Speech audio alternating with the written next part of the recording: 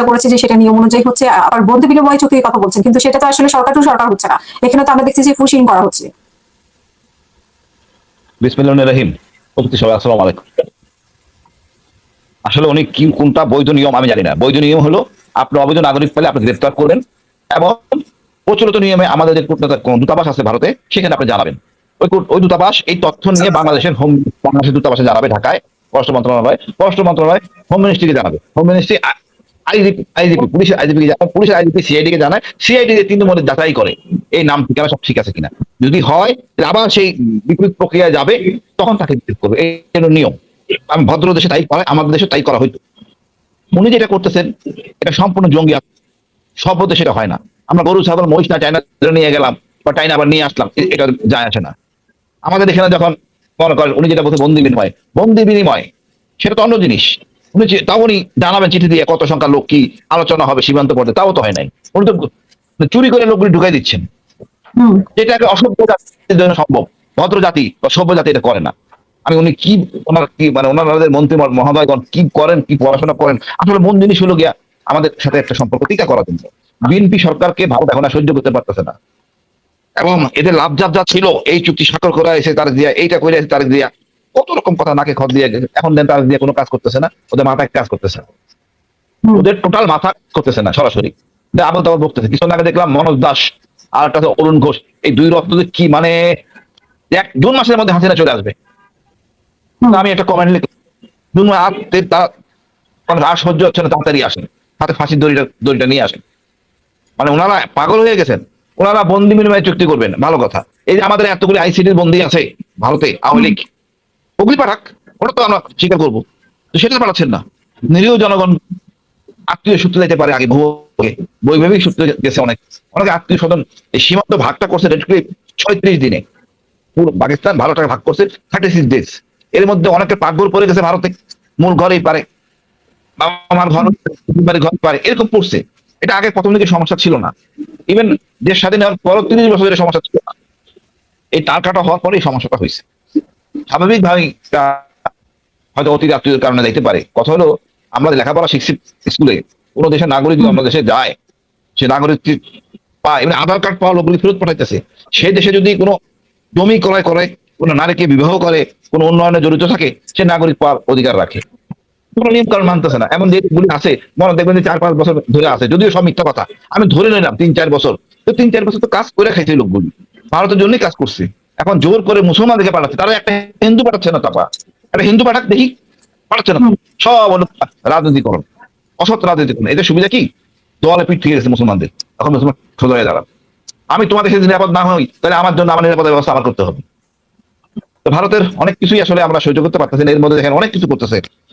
আমি বিএনপি সরকার সামনাসামনি ঝগড়া করতেছে না, নিজ দিয়ে হয়তো বিএসএফ কে কঠিন বক্তব্য দিয়ে বিএসএফ সঠিক কাজ করতে। বাট আপনারা দেখবেন এমনি আইনগত ভাবে কিছু করতেছে না। বাট এটা করা উচিত, কিছু করতে হবে। তো জয় শহর আমার দল বলতেছে আমার ঘুমাচ্ছে, এটা হয় না। আবার একই সাথে সীমান্ত হত্যা, এটা নিয়ে সহজীকরণ উপায় নাই। সীমান্ত হত্যাই, সীমান্ত হত্যা বলতে বুঝি 150 কিলোমিটার পারে ওপারে, এটাই সীমান্ত। এখানে নিয়ে সহজীকরণ উপায় নাই। এটা নিরস্ত্র জনগণের গায়ে যদি কেউ গুলি করে, সশস্ত্র মানবাধিকার লঙ্ঘন, অর্থাৎ তাকে অনৈতিকভাবে মারা হয়েছে, মামলা করার অধিকার রাখে রাষ্ট্র। যাই হোক, আমরা ভারতের সাথে এখন 24-এর পরে চোখ তুলে কথা বলতে পারতেছি, সামনাসামনি চোখ রেখে কথা বলতে পারতেছি, এটা সৌভাগ্য। 15 বছর সবটাই ভুলে গেছিলাম যে বিএসএফ বিডিআর রাখা হয়েছিল লাশ আনার জন্য, অ্যাটলিস্ট বিডিআর কাউন্টার করে। বিএনপি আমরা এইটুকু করছেন, আরো করতে হবে। কারণ আমাদের বেশি না করলে মানুষের সন্দেহ আরো দিন দিন বাড়বে সারাদিন ভাইয়ের উপর। এই সম্পূর্ণ প্রতিষ্ঠানটা আমাদের স্বরাষ্ট্র মন্ত্রণালয়ের অধীনে, ওনাকে আরো কঠোর হইতে হবে এই বিষয়ে। এই যেটা এটাই আপাতত, আর মনে কিছু নাই। তবে অনেক কিছু আছে। আপনি একটা ভাবছেন বিশাল বড় একটা রামের মন্দির আমাদের গাইবান্ধার পলাশবাড়িতে বানানো হচ্ছে, এটা আবার তাদের দূতাবাসের প্রধান ওটা উদ্বোধন করবেন, যেটা শুনতেছি আমি। পলাশবাড়িতে রামের মন্দির, আপনি মন্দির রাখবেন, মন্দির না সরি, মূর্তি বানাচ্ছে, রামের মূর্তি বানাচ্ছে বিশাল একটা পলাশবাড়িতে, না অর্থাৎ উত্তরবঙ্গে রংপুরের কাছে। আপনি মূর্তি বানাবেন, ভালো কথা, মূর্তি সম্পূর্ণ ভাবে মন্দিরের ভিতরে রাখেন, মন্দিরের বাইরে দেখার কোনো অবকাশ আপনার নাই। এখন যদি আমরা কিছু বলি তখন জঙ্গি।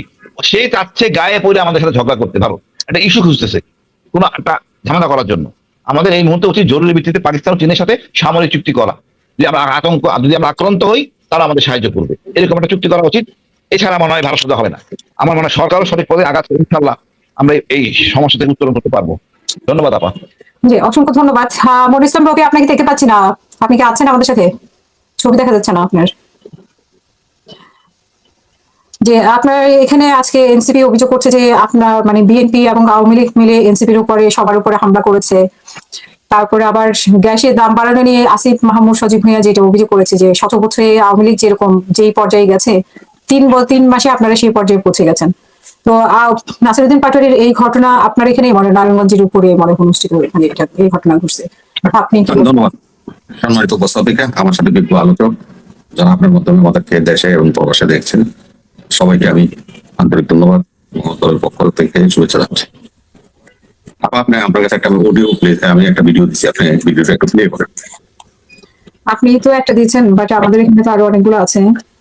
যাক, আমরা দেখে আমি দিচ্ছি, ওটা একটু প্লে করেন। পুলিশটা দেখবো। আজকে প্রোগ্রাম শুরু হওয়ার 1 ঘন্টা আগে এখানে যারা 2-3 জন এখন দুর্বৃত্ত ওরা প্রোগ্রামে ভেঙে পড়ার কারণে এখানে পুলিশ যাদের তারা ছিল ধরে দুজনকে ধরেছে, তারা আমাদের এখানে হেফাজতে রয়েছেন। তারপর এখানে এনসিপির যে নেতা নাসিরুদ্দিন পাটোয়ারি সাহেব উনি এসেছেন।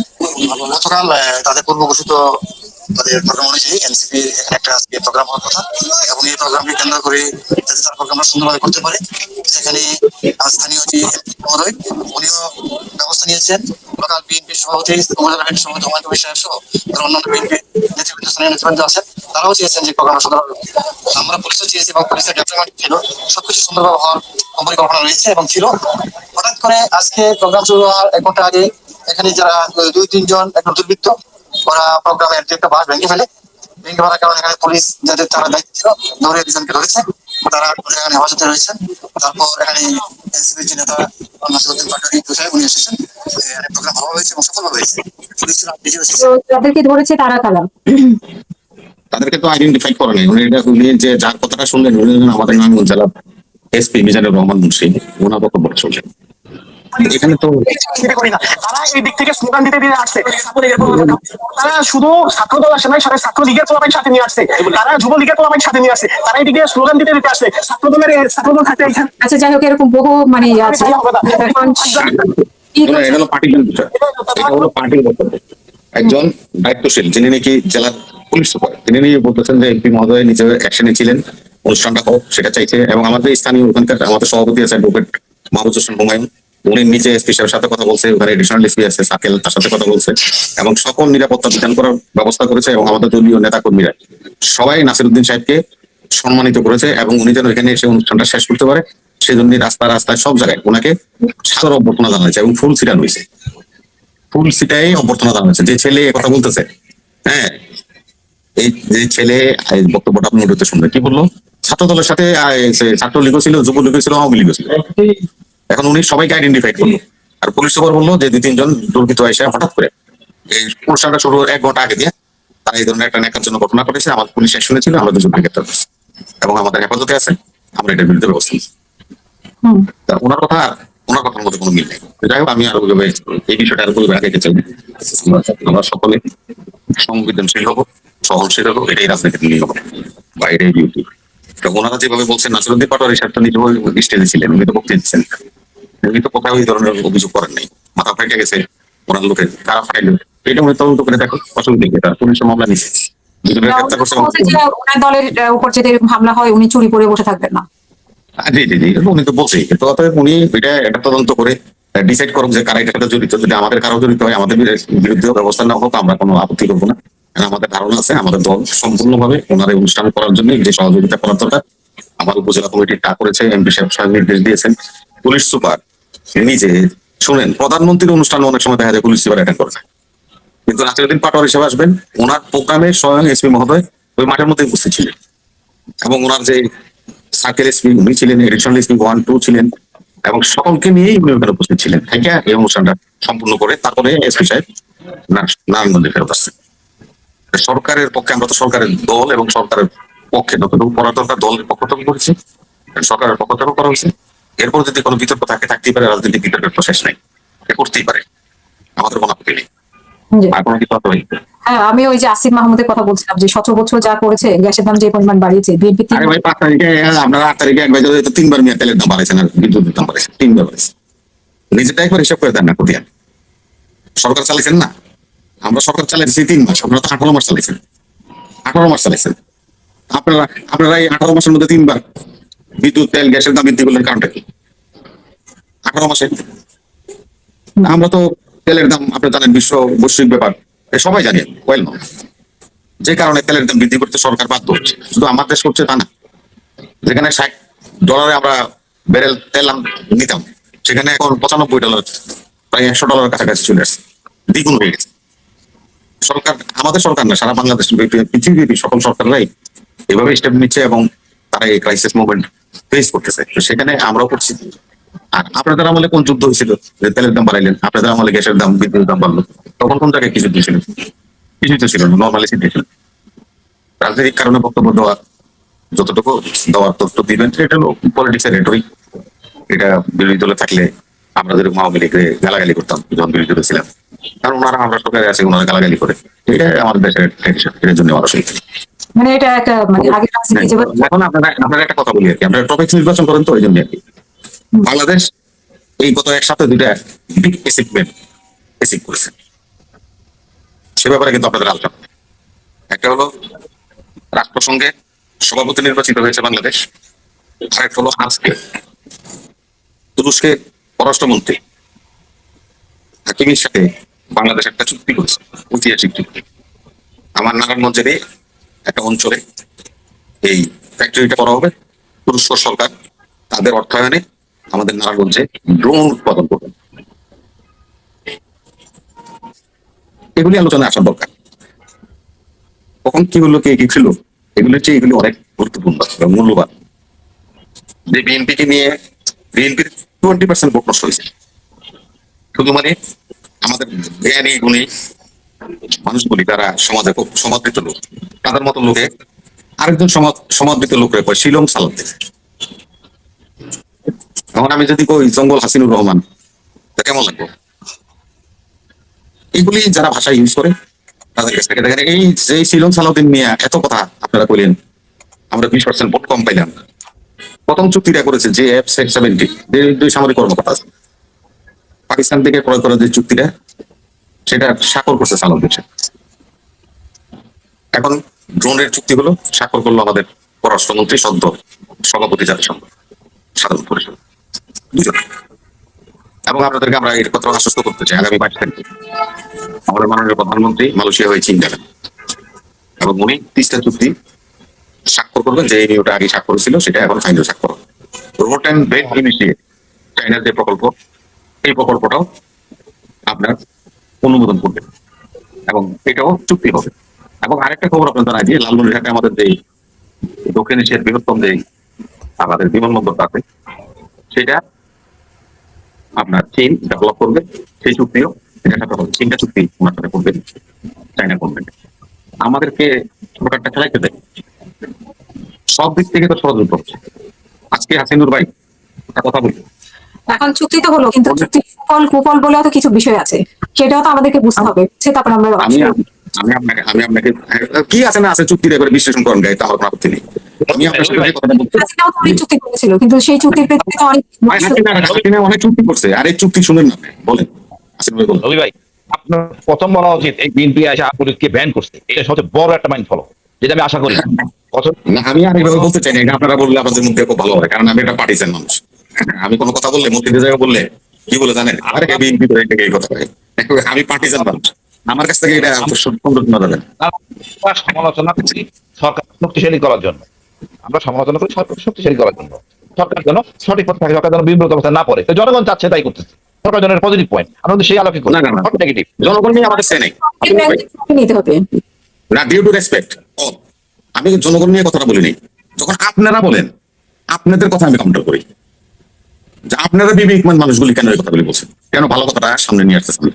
যে ভারতকে কাউন্টার করিয়া, যে ভারতের নাম কইয়া লেতে লেতে গুতাগুতি করিয়া 70-80টা আসন পাইলাম, সরকারও গঠন করতে পারতো।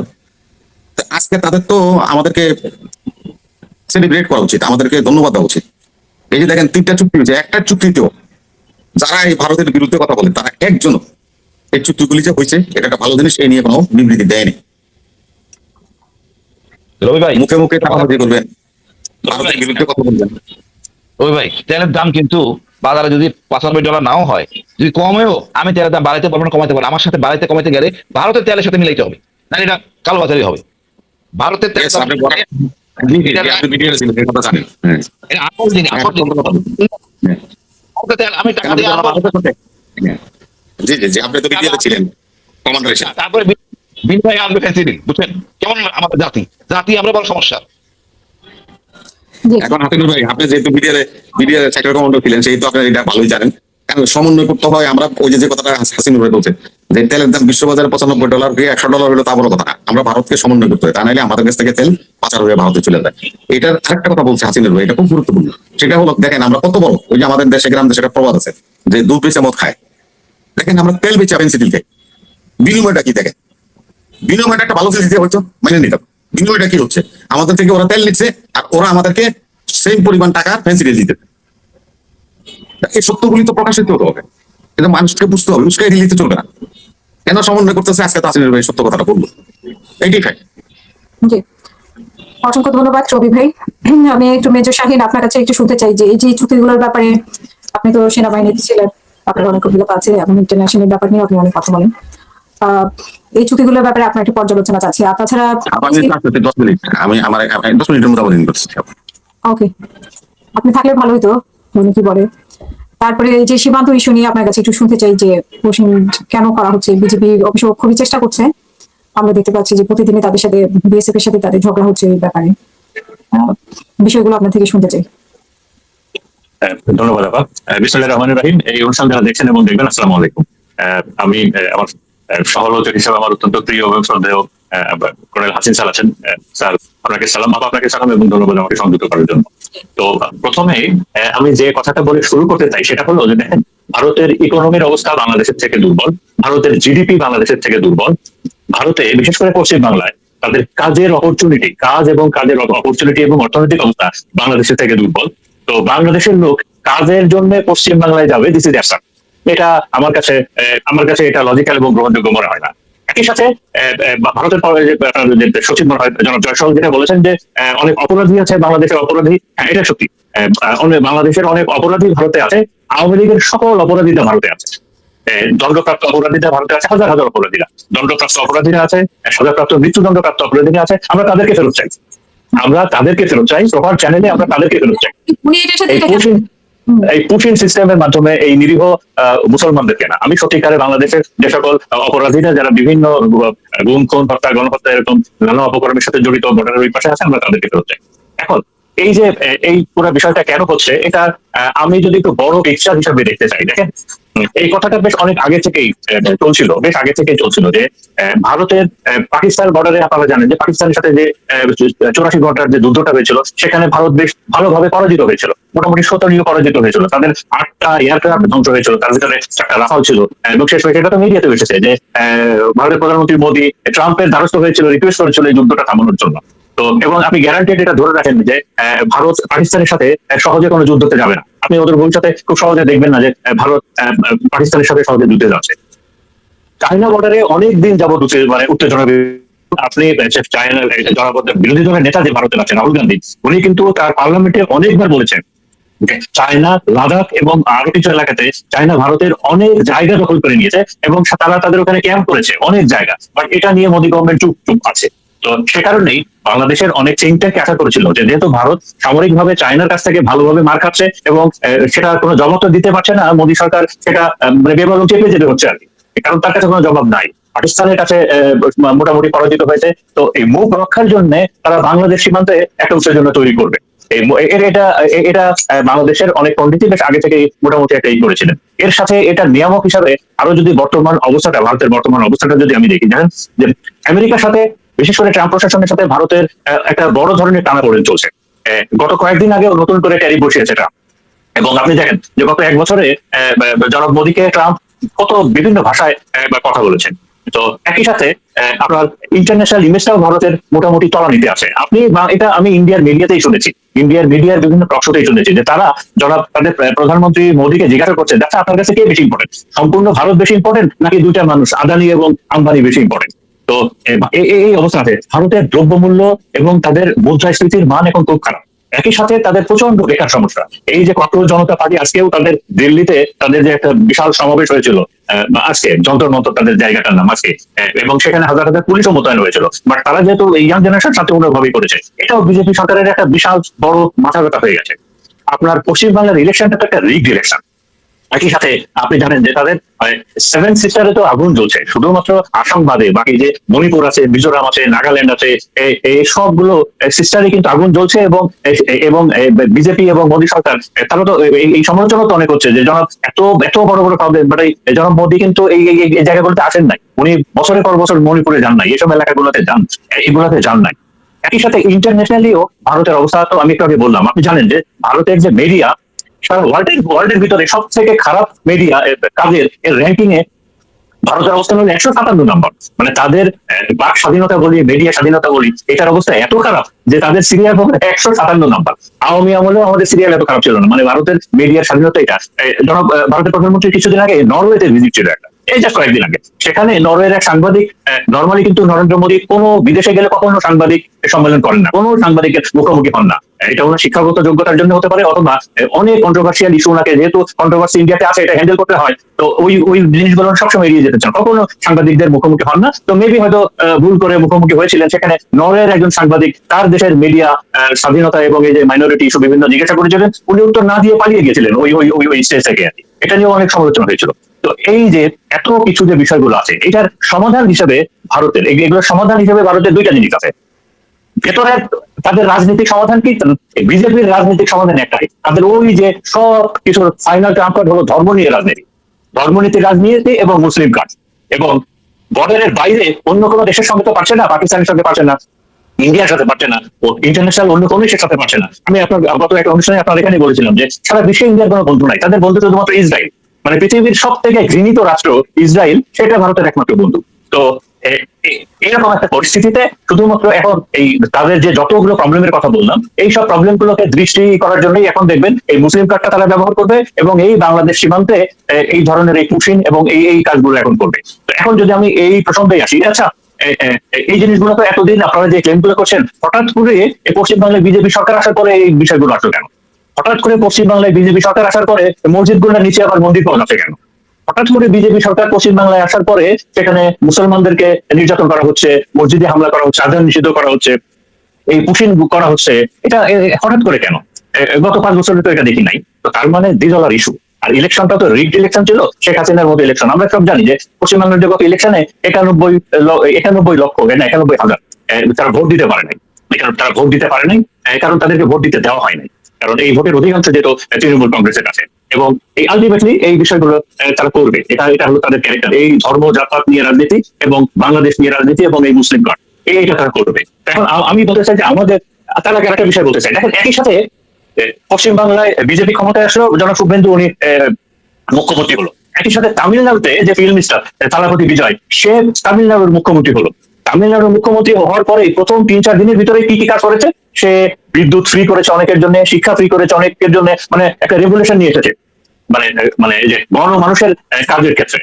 আর পশ্চিমবাংলায় কি হলো? ওই সেই ধর্ম, মুসলমান নির্যাতন, পুশিং, এইগুলো হচ্ছে। আপনি পাশাপাশি দেখেন রাজনীতি এবং ব্যক্তিত্বের ডিফারেন্সটা কোথায়। এখন আমাদের কি করণীয়? আমাদের করণীয়টা হলো প্রথমত এই যে মিডিয়াতে যে আপনি টকশো করছেন, বাট বাংলাদেশের কাছে অনেক টকশো হচ্ছে, বিভিন্ন চ্যানেল গুলো তো হাজারো টকশো হচ্ছে। তো আজকের সবগুলো টকশো, অধিকাংশ টকশো তো একটা ইস্যু হওয়ার কথা ছিল, এই ইস্যুটা, বাট সেটা তো হচ্ছে না। আমি দেখলাম যে আমার দেশে অনেকগুলা আর্টিকেল বেরিয়েছে কিংবা অনেক কিছু এই পুশিং সংক্রান্ত। আমি প্রথম আলোতে এই পুশিং সংক্রান্ত কোনো কিছু পাইনি। তো তার মানে আমাদের দেশের মিডিয়া গুলো ঠিক মতো কাজ করছে না। এই পুশিং এর বিষয়টা, বর্ডারের এই বিষয়টা বাংলাদেশের জনগণকে জানানো উচিত এবং একটা গণজাগরণ হওয়া উচিত মানুষের। এটা একটা বিষয়। দ্বিতীয় বিষয়টা হলো যে সীমান্ত এলাকাগুলোতে, সীমান্ত জেলাগুলোতে এবং সীমান্ত এলাকাগুলোর সাধারণ মানুষগুলোকে আপনাকে সেন্সিটাইজ করতে হবে এবং তাদেরকে সচেতন করতে হবে যে কোনোভাবে এই পুশিং এই সিস্টেম এটা একটা অনেক এটা অসভ্য দেশ করে। সারা বিশ্বের যে কোনো জায়গাতেই আপনি এটা করে দিয়ে দেখেন, একটু আগে হাসিন স্যার যেটা বলেন এক্স্যাক্টলি তাই। এই পুশিং কাজটাই সবসময় অসভ্য এবং বর্বর দেশগুলো করে, কোনো ভদ্র সভ্য দেশ পুশিং এটা করে না। এটা আর অপরাধী বিনিময়ের যে একটা তরিকা আছে, একটা প্রেসক্রাইব, এটা একটা এসওপি স্ট্যান্ডার্ড, আমরা যেটা এসওপি বলি আর কি, মানে স্ট্যান্ডার্ড অপারেটিং প্রসিডিউর আছে, সে অনুযায়ী হয়, এইভাবে না। আর সীমান্ত জেলাগুলোকেও এরকম আপনাদেরকে সেন্সিটাইজ করতে হবে। একই সাথে আমাদের রাজনীতিবিদরা, যেমন বিএনপি সরকার একটা, বিএনপি দল একটা, সরকারের কথা আমি ভাবছি, সরকারকেও যেমন বোল্ড এবং ক্লিয়ার ভাবে এটাকে হ্যান্ডেল করতে হবে, রাজনীতি যারা নেতা নেত্রী আছেন তাদেরকেও বলতে হবে যে এই অন্যায়টা মেনে নেওয়া হবে না। একই সাথে আমাদের অন্যান্য বিরোধী যে দলগুলো আছে, আমি বিরোধী দলগুলোর ওইভাবে আওয়াজ দেখছি না, আমি জামাত ইসলামের ওইভাবে আওয়াজ দেখছি না যে এই বিষয়টা নিয়ে তারা, ইসলামী ব্যাংকটা নিয়ে যত সোচ্চার, এই পুশিনের বিষয়টা নিয়ে তারা অত সোচ্চার না। তো এই বিষয়টা আমাকে সারপ্রাইজ হয়েছে সকল দল, কারণ সকল দলগুলাই যখন ভোকাল হয়, সাধারণ মানুষ, ইয়াং জেনারেশন তারা যখন ভোকাল হয়, তখন সরকারের জন্য এটা অব্লিগেটরি হয়ে যায়, তাদেরকে করতে হয় এবং সরকার মোরাল কারেজ পায়। দ্বিতীয়ত আলটিমেটলি এই কাজগুলো তো করবে বিজেপি, তো বিজেপি খুব প্রফেশনালি এটা করছে। তো বিজেপির উপরে যেহেতু আমি এবং কর্নেল হাসিন আমাদের বিজেপির দীর্ঘ চাকরির অভিজ্ঞতা আছে, তো এই কারণে আমি বলছি যে বিজেপি এইসব কাজগুলো হ্যান্ডেল করার জন্য যেন সত্যিকারের যোগ্য মানুষকে দিয়ে স্পেশাল টিম করে। আমাদের বর্ডারের যে সাধারণ মানুষ আছে তারা কিন্তু খুব, মানে তারা বীর, তাদেরকে আমি বীর বলি, এবং তাদেরকে সাথে নিয়ে যেন বিজেপি এই কাজগুলো করে, তাহলে মানে এটা করলে রেজাল্ট ভালো পাওয়া যাবে। সাধারণ জনগণকে সাথে নিয়ে যদি এই প্রতিহতের কাজটা করে, তাহলে এই কাজটা অনেক ভালো করা যাবে। আমি এখানে যদি একটা উদাহরণ দিই, রৌমারী গড়াই বাড়িতে ওইখানে একটা বিওপি আছে, সেই বিওপিতে মাত্র 11 জন বিজেপি সৈনিক ছিল, মিডিয়া ছিল তখন। তো ভারতের প্রায় 200-র অধিক বিএসএফ এবং অন্যান্যরা ওই জায়গাটা দখল করতে আসে। ওই 11 জন সেই পুরা অপারেশনটাকে কাউন্টার করে এলাকার সাধারণ মানুষকে সাথে নিয়ে, মাত্র 11 জন সৈনিক এলাকার সাধারণ মানুষকে নিয়ে ভারতের 200-র অধিক, পরে আরো যোগ দিয়ে প্রায় 400-র মতো বিএসএফ এবং অন্যান্যরা তারা পরাজিত হয়ে ফেরত যায়। এই কারণে আমি বলছি বিজেপি বর্ডারের জন্য সাধারণ জনগণকে সাথে নিয়ে এই কাজগুলো করে, তাহলে তারা ভালো রেজাল্ট পাবে। এবং একই সাথে তারা যেন ওই লোকাল জনগণের পপুলার সাপোর্ট এবং অ্যাডমিনিস্ট্রেশনে যারা আছেন তাদেরও হেল্পটা নেয়। একই সাথে প্যারালালি আর 3টা কাজ করতে হবে, এই 3টা কাজ করতে হবে এবং এটা বাংলাদেশ সরকারকে করতে হবে, কারণ বাংলাদেশ কোনোভাবেই ভারতের উপর নির্ভরশীল না। আমি আর এক মিনিট করবো, বাংলাদেশ কোনোভাবেই ভারতের উপরে নির্ভরশীল না, এবং পশ্চিম বাংলা বেঁচে থাকে বাংলাদেশের উপরে। আপনি পশ্চিমবাংলাতে গেলে টের পাবেন তাদের পশ্চিমবাংলা এমনিতেই দুর্বল, মানে অর্থনৈতিক ভাবে আপনার ওদিকে তামিল কিংবা চেন্নাই তাদের থেকে অনেক দুর্বল অর্থনৈতিক ভাবে। পশ্চিমবাংলার অর্থনীতি ডিপেন্ড করে বাংলাদেশের উপরে। তো ভারতের প্রায় 20 থেকে 26 লক্ষ মানুষ বাংলাদেশের কাজ করে, তার ভিতরে একটা বড় অংশ হচ্ছে অবৈধভাবে আছে। তো বাংলাদেশ সরকার যেন এই বিষয়টা মাথায় আনে যে আমাদের দেশে বেকার সমস্যা আছে, সেখানে এত ভারতীয় কাজ করবে কেন এবং এত অবৈধ ভারতীয়রাই বা বাংলাদেশে থাকবে কেন, এই বিষয়টা বাংলাদেশ সরকার যেন বললি দেখে, তাহলে সব সমস্যার সমাধান হয়ে যাবে। একই সাথে ভারতের সাথে ক্রয় বিক্রয়ের ক্ষেত্রে যেন আমরা আগের আওয়ামী লীগ সরকারের মতো এরকম নজরদারি না হই। বাংলাদেশ টাকা দিয়ে জিনিস কেনে, আমরা দেখেছি যে বাংলাদেশ পেঁয়াজ না কিনলে ভারতের পেঁয়াজের কৃষকরা কিভাবে পেঁয়াজের জন্য হাহাকার পড়ে যায় ভারতের ভিতরে, পেঁয়াজ, ডাল, আলু এরকম আমরা দেখেছি। তো প্রয়োজনে ভারতের পণ্য যেন বয়কট, যদি ভারত এরকম ব্যবহার আমাদের সাথে করতে চায়, এবং এই যে চিকিৎসার জন্য যে বাংলাদেশের লোক দলে দলে পশ্চিমবাংলায় যায়, এটাও যদি তারা বাদ দিয়ে দেয়, তবেই কিন্তু পশ্চিমবাংলা আস্তে আস্তে পথে বসে যাবে।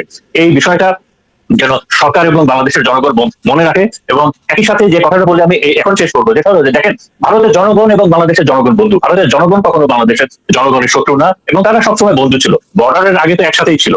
প্রবলেমটা হয়ে গেছে যে দিল্লির যে পলিসি, বাংলাদেশ নিয়ে বিজেপি সরকারের যে পলিসি, বাংলাদেশ নিয়ে বিজেপি সরকারের যে অ্যাটিটিউড, ওই বিষয়টা হলো প্রবলেম হয়ে গেছে।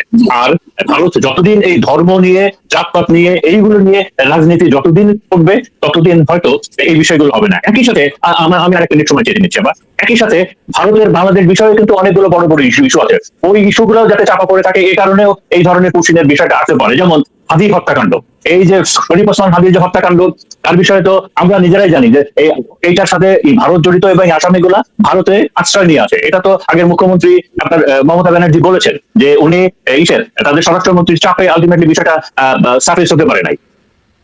শেখ হাসিনা এবং তার দলবলের অনেকের ফাঁসি হয়েছে, অনেকের কনভিক্টেড আসামি তারা ওই দেশে পালিয়ে আছে। এই যে বিষয়গুলো আছে, বাংলাদেশের অনেক রাজনৈতিক হত্যার পেছনেও ভারতের মদত আছে।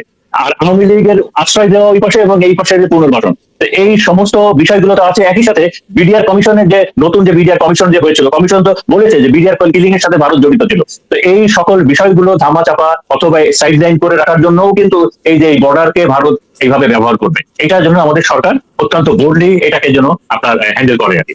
এটা বলে আমি আমার বক্তব্য শেষ করছি। অসংখ্য ধন্যবাদ হাসিনুর রহমান। আপনার কাছে দুটো বিষয়ে জানতে চাই। একটা হচ্ছে ইসলামী ব্যাংক নিয়ে অনেকে অভিযোগ করছে যে বিএনপি ইসলামী ব্যাংকে আসলে এর হাতে তুলে দিতে যাচ্ছে, মানে এস আলমের হাতে তুলে দিতে যাচ্ছে। আরেকটা অভিযোগ, এখন আপনি নিশ্চয়ই একটা মানে খুবই আলোচ্য বিষয় এবং খুব রহস্যময় বিষয় যেটা মমতা ব্যানার্জি বলেছে, মানে বাংলাদেশেও আমি দেখতে পাচ্ছি যে একটা রহস্য তৈরি হচ্ছে যে ইনকিলাব মঞ্চ তার পরিবার মানে পরিবারের সাথে কোনো সম্পর্ক নাই, কে বাদী হচ্ছে কে বাদী হচ্ছে না সেই অভিযোগটা পাল্টা অভিযোগ আসছে ইনকিলাব মঞ্চ এবং পরিবারের মধ্যে, হাদি পরিবারের মধ্যে। আবার সরকারও সেই ব্যাপারে ভারতের কাছে কোনো কিছু জানতে চায়নি আমাদের সরকার। তো সব মিলে আপনার কাছে কি মনে হচ্ছে, কি রহস্য এখানে লুকিয়ে আছে? অনেক বড় রহস্যজনক বিষয় এবং কে যে যারা এবং অনেকেই জড়িত এটার সাথে, এটাই বোঝা যাচ্ছে। তারপর আপনার কাছে শুনতে চাই যে আপনি কি মনে করেন। আপা, একটা বিষয় ইসলামী ব্যাংক, আমি বলি প্রতিটা ব্যাংক মানুষের কষ্টের টাকা রাখে, অনেক আস্থা নিয়ে। এখন কোন অসৎ উদ্দেশ্যে কোন রাষ্ট্রপ্রধান খারাপ লোক দেওয়া এটা কাম্য না, যে অতীত ব্যাকগ্রাউন্ড খারাপ থাকে দেওয়া উচিত না। এখানে স্টেক হোল্ডার যারা তাদের সাথে বসে কেন, ওনার যেহেতু বিতর্ক আছে, উনি আসালামের সাথী, তো কেন দিচ্ছেন আমি জানি না। এবং সরকারি আমার মনে হয় এটা ওনারাই সমাধান করুক, আমরা এখানে সমাধান করতে পারবো না। বিষয়টা কেন করতেছেন, আলটিমেটলি বিএনপি ক্ষতি হবে। এইটা করলে মানুষ যেহেতু খেপতেছে কারণে অকারণে বিএনপি ক্ষতি হবে। এখন আসেন আপনি আবার যে জিনিসটা বলতে চাচ্ছি, ব্যাংকিং সাবজেক্টের ব্যাপার আসলে আমার জ্ঞান নাই, বাট বুঝি অতীত ক্যারেক্টার খারাপ থাকলে তাকে দেওয়া ঠিক না। তারা আলোচনা করুক, তাদের দলে আলোচনা করুক, বাংলাদেশ ব্যাংকের দলনা উনি করতে পারেন। এগুলি এক এক করে হঠাৎ করে চেঞ্জ করা কোনো সফল রাজনীতিতে করে না, কৌশল করে আস্তে আস্তে করে। যেমন আপনি দেখেন, হওয়ার সাথে সাথে আপনি তাদের বাড়ি চেঞ্জ করলেন আইসিটি, কারণ এগুলি করে দিচ্ছি। যে ভদ্রলোক আসছেন উনি কম কম জোর না, উনি ভালো জ্ঞান রাখেন, উনি ভদ্র শালীন, বা তাদের ভাই যেভাবে কাজ করছে হঠাৎ করে চেঞ্জ করলে আন্ডার কমান্ডের মধ্যে একটা হতাশা সৃষ্টি হয়। আস্তে আস্তে করতে পারে আলোচনা, আমাদের দিল্লি 5 বছর আছে, সময় কি? যে জিনিসটা যাচ্ছেন এখন আপনি, আমার ওই কি বলে আপনি যেটা বলতে চাচ্ছেন, আমাদের হাদি হত্যা। দেখেন, হাদি হত্যা হলো, এখানে বুঝতে হবে হাদি কিন্তু রাজনৈতিক ব্যক্তি হিসাবে যাবে তার সাথে, পরিবার ছিল না সাথে, তার অপারেশন আলোচনা গল্প বক্তৃতা যাবেরই সাথে ছিল, তার সাথে আরেকজন ছিল সহযোগী, উনি হয়তো মামলা করতে পারতেন। মামলা তো অসুবিধা নাই, সাক্ষী হবে সেই ব্যক্তি যে সাথে ছিল হাদি। মামলা যে কেউ করতে পারে, পুলিশ নিজে বাদিয়ে মামলা করতে পারে, এটা নিয়ে ইস্যু উঠানোর কোনো কারণ নাই। এগুলি উঠালে মামলা গুরুত্ব কমে যায়, দোষটা কিন্তু সরকার ঘাড়ে চাপে। কি দরকার চুপ থাকি না? ওনার বোন বলছে, ওনার বোন মামলা করেন নাই কেন, এতদিন কথা বলেন নাই কেন, কে নিষেধ করছে? ওনার বোনের সাক্ষী দিয়ে কি তোর মতো সাক্ষী মাথা মুন্ডু স্পটও ছিলেন না, আগে পিছু জানেন না, তা কি বলবেন? ওনার সমস্যা সৃষ্টি করতে আসলে এই জিনিসটার মধ্যে অনেক স্পষ্ট জিনিস লুকাই আছে। আপনি খেয়াল করেন, সাংবাদিকরা জানে ওরা কোন দিকে পড়ায় যাচ্ছে, এগুলো তো কাছে জিনিস, জানার কথা কার? সরকার তো ছিল না, ছিল আমাদের সেই সরকার। এই সরকার ধরতে হবে তো, আমাদের জেনারেল স্যার নাই, উনি ওনাকে ধরতে হবে, অ্যারেস্ট করতে হবে। জাহাঙ্গীরকে কি হয়েছিল সাহেব আপনি জানেন তো সব, বলেন।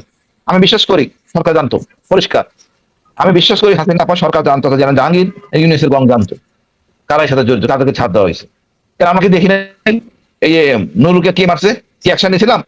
তদন্ত তো হয়েছে একটা, কি অ্যাকশন নেওয়া হয়েছে? নেওয়া হয় নাই। বিডিআর ইস্যু নিয়ে দেওয়া হয়েছে একটা তদন্ত রিপোর্ট, কই? এগুলি ইস্যু সৃষ্টি করে, এক ইস্যু থেকে আরেক ইস্যু সৃষ্টি করে। এমনি মনে করি বিডিআর ইস্যু, তারপরে শুক্ররঞ্জন বাড়ি ভারতে গেছে, তাই তো ধরা যায় ভারতকে। আমার সারাদিন ভাই খুশি বলে শিলং যান নাই, শিলং সারাদিন বলে মানুষে কষ্ট পাইয়া বলে, ফজা পাগলা তো নিজেই বলে, আমার সবাই ফজা পাগলা বলে, কি বলবে আর?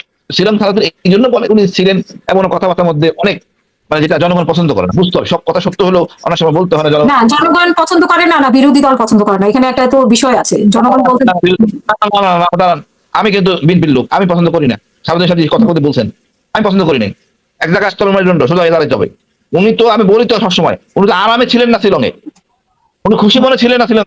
ওনার তো আমার চোখ তেজি হওয়া উচিত ক্ষমতায়, তারা এটা বিচার ঠিক মতো করবো না। এই পাচার মামলা বা যে জিনিসটা হয়েছে গুমের মামলা কঠিনভাবে করবো। উনি তো হচ্ছে কাজ, আইসিটি কাজ হচ্ছে, ওনার ভূমিকাটা আরো, উনি একদিন দুদিন আইসিটি আসতেন, কথা বলতেন, জিনিসটা আরো স্পিডাইট হতো, কথা বলতেন আবার জিনিসটা, উনি এখানে ভিজিট করে যাইতেন, কোনো সমস্যা আছে কিনা, কোনো কেউ অসহযোগিতা করছে কিনা, এইগুলিতে পজিটিভ জিনিস আসে।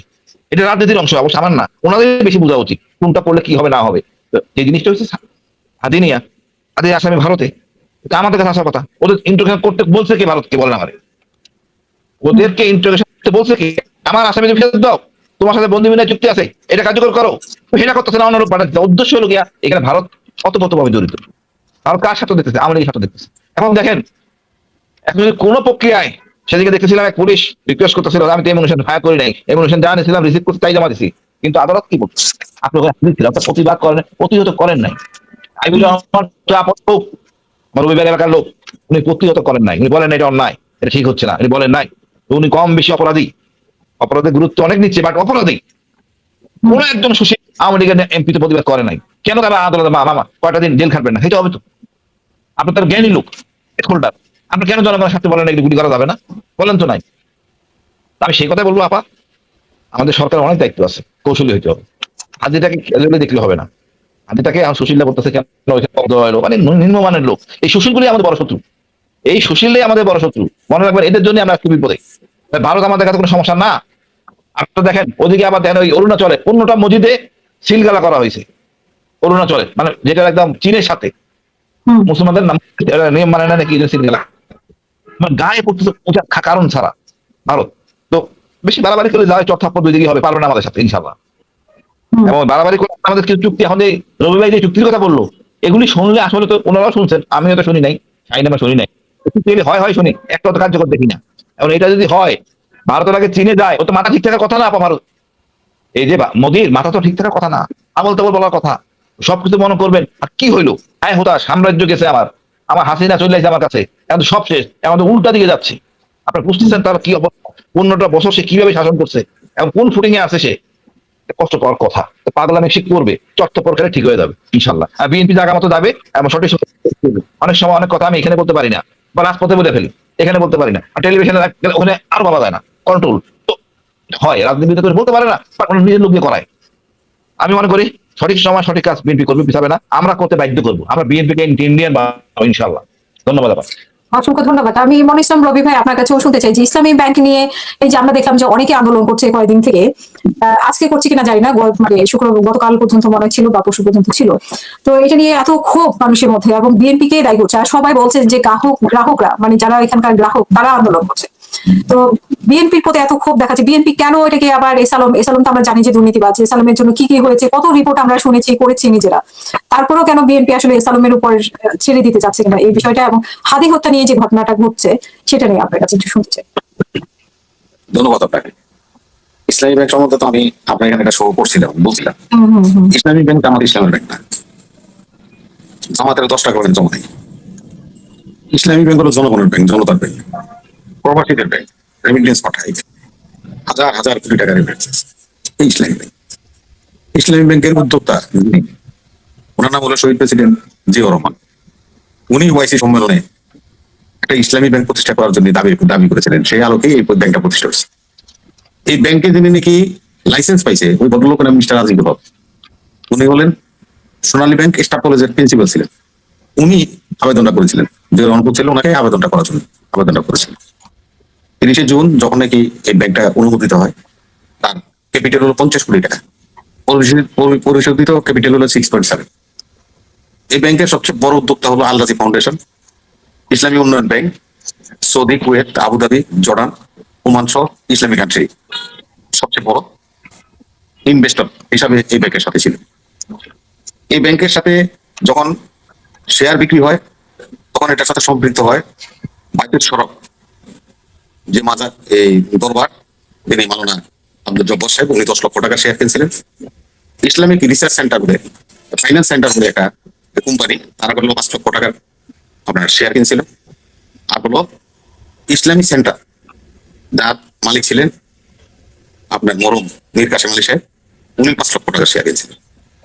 আপনি ওয়েবসাইটে যাই এখন টিপ দিয়ে দেখেন, বোর্ড অফ ডিরেক্টরি প্রথম থেকে আরম্ভ করে এই পর্যন্ত কোথাও জামাতের কোনো নেতার নাম আছে কিনা ডিরেক্টর হিসেবে, বলেন নিজের সাহেবের নাম বলেন, গোলাম আজম সাহেবের নাম বলেন, মুজাহিদি সাহেবের নাম বলেন, আমি নাম ধরেই বললাম নেম লিখবে। মীর কাসেম আলী সাহেব তো উনি উদ্যোক্তা শেয়ার হোল্ডার, উনিও ব্যাংকের পরিচালক পদে ছিল কিনা কোনদিন দেখেন। কিন্তু দেখেন মিরাকেল ব্যাপার, বিএনপি 2 জন এমপি কিন্তু ইসলামী ব্যাংকের বোর্ড অফ ডিরেক্টরিতে ছিলেন। একজন হলো নোয়াখালীর ফেনী সোনাগাড়ি থেকে এমপি ছিলেন, এই যে সাবমিটারের মালিক মোশাররফ সাহেব বিএনপির। আরেকজন হলো প্রফেসর আব্দুল্লাহ সাহেব, উনি হলেন ফাউন্ডার উদ্যোক্তাদের একজন। যে 17 জন এই ব্যাংকের ফাউন্ডার উদ্যোক্তা, তার মধ্যে প্রফেসর আব্দুল্লাহ, যিনি চাঁদপুর থেকে নির্বাচিত বিএনপির এমপি ছিলেন, ওনারা 2 জন বোর্ড অফ ডিরেক্টরিতে ছিলেন।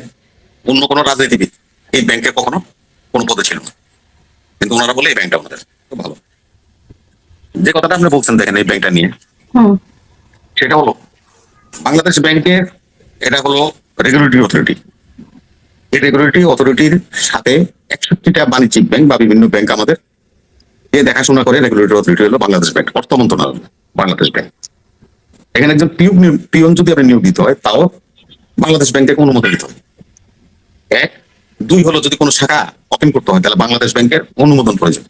আরেকটা জিনিস আপনাকে বলি আপা, শুনেন, সেটা হলো যদি আপনার একটা ব্রাঞ্চ আছে মনে করেন যে মগবাজারে, এখন মগবাজারে মনে করেন একটু ভিতরের দিকে আছে, এটাকে আপনি ফ্রন্ট সাইডে আনবেন, এই শাখাটাও যদি আপনি ট্রান্সফার করতে হয় তাহলে বাংলাদেশ ব্যাংকের অনুমোদন লাগবে, তাহলে আপনার শাখা আপনার নিজের শাখাটাও ট্রান্সফার করতে পারবেন। শেখ হাসিনা যখন ক্ষমতা আসলো ব্যাংক আইন তৈরি, এই ব্যাংক আইনটা যেটা নাকি এখন বিএনপি বাতিল করে দিচ্ছে, ব্যাংক আইনটা করলো হলো যে উপশাখা গঠন করা যাবে, এজেন্ট ব্যাংকিং যেটাকে আমরা বলছি। দেখেন ব্যাংকের ছাত্র মতো সারা দেশে আমাদের ব্যাংকগুলি এই সুযোগটা নিচ্ছে। আওয়ামী লীগ পিরিয়ডে আওয়ামী লীগের যারা নাকি নেতা কর্মীরা তারা এই সমস্ত এজেন্ট ব্যাংকিং এর মালিক হচ্ছে। ইসলামী ব্যাংকের 3,500 এজেন্ট ব্যাংকিং আছে সারা বাংলাদেশে, উপশাখা আছে। এটা টোটাল জামাতের নেতা কর্মীদের মাধ্যমে ডিস্ট্রিবিউট হয়েছে। এবং আপনার শহর নোয়াখালী সদরে আজকে এই ধরনের একটা ঘটনা হচ্ছে, আপনারা এটা দেখেন না, এই জন্যই আমার খুব খারাপ লাগে।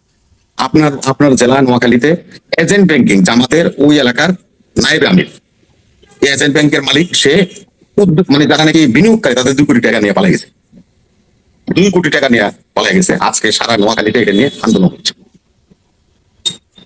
যারা নাকি বিনিয়োগ করছে, টাকা রাখছে ব্যাংকে, গ্রাহকরা এখন ওখানে কান্নাকাটি করছে। জামাতের নেতা নিয়ে পালিয়ে গেছে। আজকে যাই হোক, আমি আপনি আরেকটু ভালো জানেন, এই দেখেন আপনার জেলা, আমি জন্য ধন্যবাদ স্যালুট আপনাকে। আমি তো সেখানে অনেক দূরে বসে আছি, আমি তো এলাকায়। বাসা তো মাটির টান আছে না, আইসা কপি খান ঢাকা শহরে, বুঝলেন না, মাটির টান আর কি।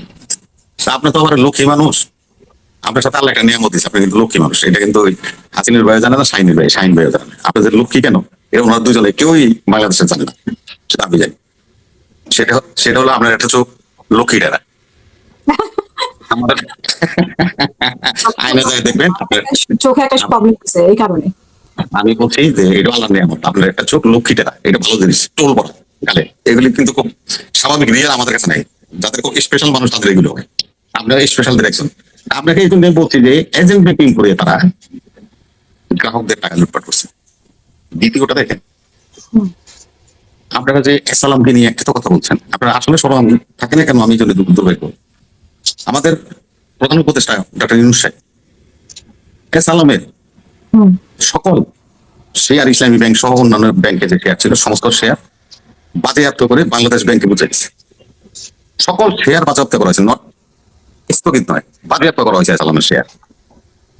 এবং এসালামের যে সমস্ত সম্পত্তি, এখানে মর্গেজ আছে, এই প্রধান উপদেষ্টা ইউনূস সাহেবের সময় একটা আদেশ আছে, ওই সমস্ত সম্পদ সব ব্যাংকগুলি টেক ওভার করে।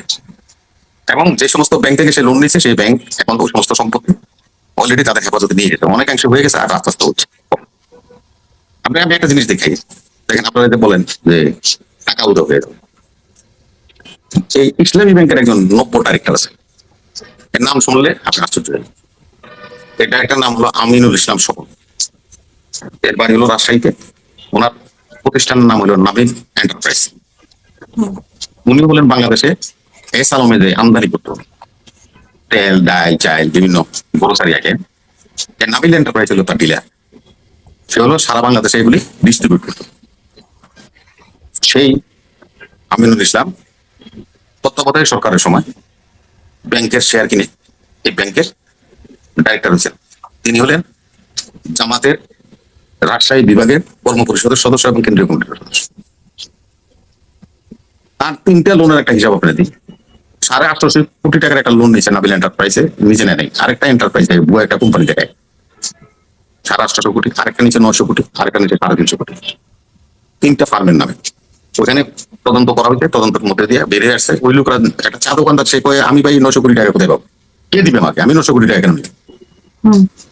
এইভাবে ট্যাম্পারিং করে এই টাকা এই মুহূর্তে তত্ত্বাবধায়ক সরকারের সময় প্রায় 2000 কোটি টাকা নাবিল এন্টারপ্রাইজ আত্মসাৎ করছে, ভুয়া প্রতিষ্ঠান দিয়ে লোন নেওয়ার টাকা নিয়ে গেছে।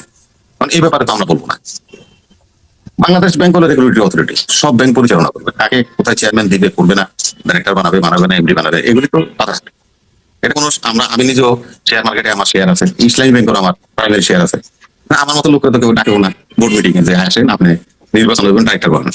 আমার পছন্দ ডাইরেক্টর হবে, এটা বাংলাদেশ ব্যাংক রেগুলেটরি অথরিটি, ওনারা করে দেয়, তারাই পরিচালনা করে। এটি তো বিজ্ঞান।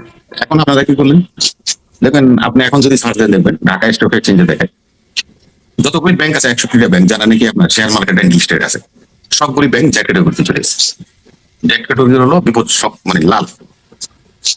জ্যাক ক্যাটাগরিতে চলে গেছে। আপনারা সবাই দেখেন শেয়ার মার্কেটে যখন তত্ত্বাবধায়ক সরকার আসছে, এই ব্যাংক যখন বেদখল হয়েছে, তখন এই সমস্ত জুয়ারি আমি নাম বলে দিলাম, আপনি নেমে নেবেন। রহিম, আব্দুর রহিম, সে সাসপেক্টেড। ইব্রাহিম খালিদ সাহেব যে রিপোর্ট দিয়েছিল, ওই রিপোর্টের মধ্যে এই রহিমের নাম আছে শেয়ার কেলেঙ্কারিতে সালমান রহমানের সাথে। সে রহিম, নাসির, তারা দেখলো এই ব্যাংক সাথে সাথে জ্যাক করে চলে গেল। 420 টাকা করে শেয়ার ছিল, সে শেয়ার হয়ে গেছে 150 টাকা বা 180 টাকা বা 200 টাকা, 10 নম্বর। এখন টাকাটা কাছে পেয়েছে এই জুয়ারিদের, ওরা তো শেয়ার হলে কিনছে। এখন এই সমস্ত জুয়ারিদের তখন হাতে হেরিকেন খালা হাতে চলে এসে, এখন ওরা এটা কি হলো, ইসলামী ব্যাংকের হেড অফিস আর জুয়ারিদের হেড অফিসটা এক রকম মতি দিলে। এই জুয়ারিদের ব্যানার মুনা লাগায় কিছু নিরীহ লোকজনদের নিয়ে বিভিন্ন দলের